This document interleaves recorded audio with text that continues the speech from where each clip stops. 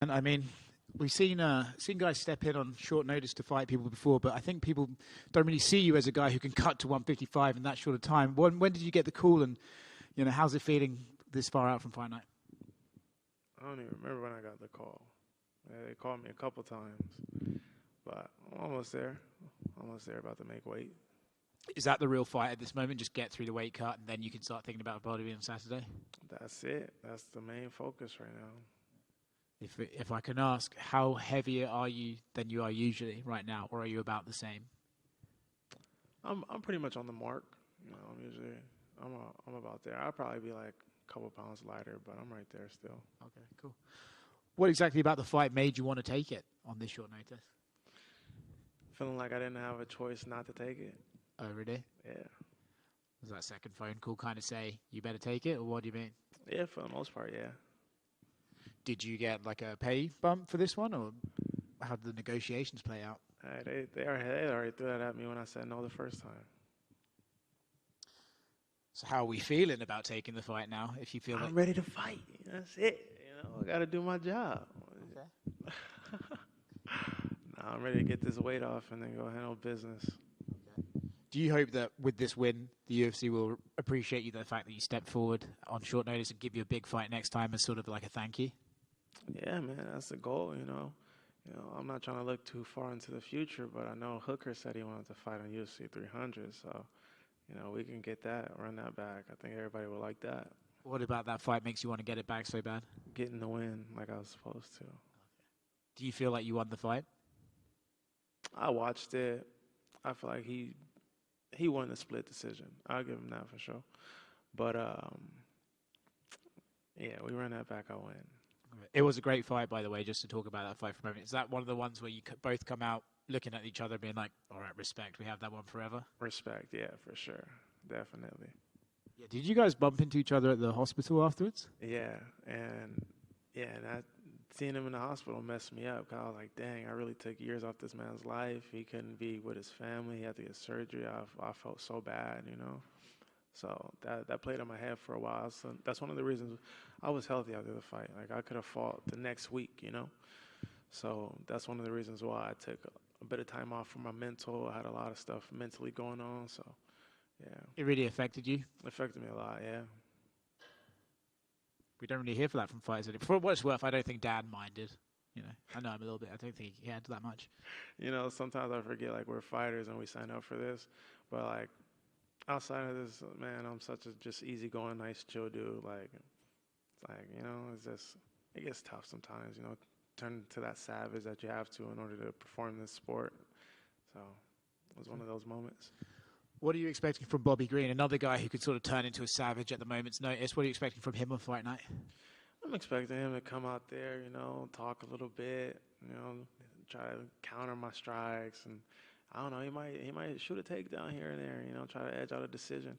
He's gonna be slick, crafty, hands down, hands up, saying what's up, blah blah blah. Like that's what I expect. Typical Bobby Green. Fair play, man. Looking forward to it.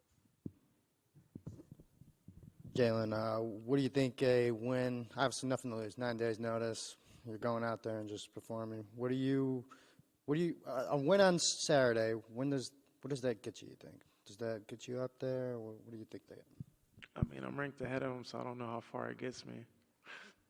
I think it just gives me some love amongst the fans and love amongst the company. So that's it. That's what I'm doing it for the most part. And got to feed my kids.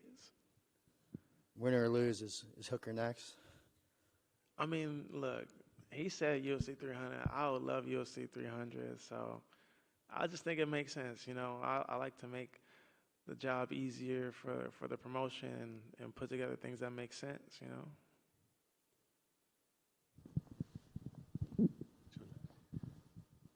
So, Jalen, we saw a bunch of people, really kind of raise their hand for this fight, and we didn't see much out of you, but you're the one that ends up getting the fight. So, how do you think that part came together? That the UFC decided to overlook the other guys that were raising their hands? I'm trying to figure out the same damn thing, because I wasn't saying nothing. You know what I mean? Like I was like, go ahead, let somebody else handle it. I think it's just because I'm ranked. They want somebody in the rankings, and And like, who else was really saying something? You know what I mean? Like Terrence said something, and he's not in the rankings, so they probably didn't want to do that. Shoot, I think I heard RDA's name get thrown in there, but he wasn't gonna make the weight. Jared Gordon wanted to run it back because of that stop. Jared Gordon, he stepped up too. Yep.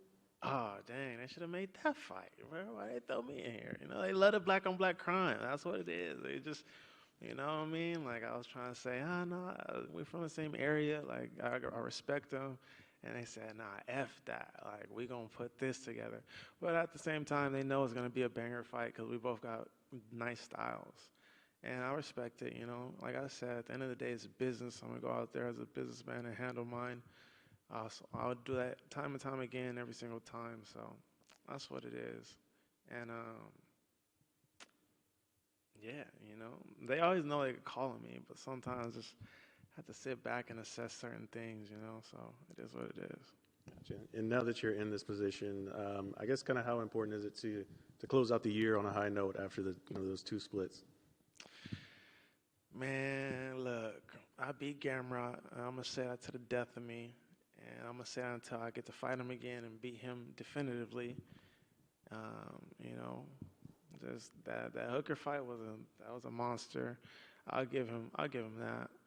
And I'll fight him again someday soon, you know. So this next one, hey, I'm going to go out there. Shoot, we might have a split decision. We might have a fight of the night. Man, give me a performance, you know what I mean? I didn't even get a performance for none of those fights. So that's it. I just want to go out there and do my job, have fun, bang it out, see how it goes, you know, just get the finish, you know. And just for the record, like because of the fight against Green and Hooker, that was supposed to be a 5-rounder. Was that ever even prompted to you, or was it, you know, I'm cutting this much weight on this short notice, it's got to be 3? Yeah, they tried to hit me with the 5-rounder. I was like, I'm not fighting 5 rounds right now. I was like, nah, I'm good. And then they came back with the 3, and I was like, all right. And then they came back again, and I was like, all right, I guess I got to step up. So here we are.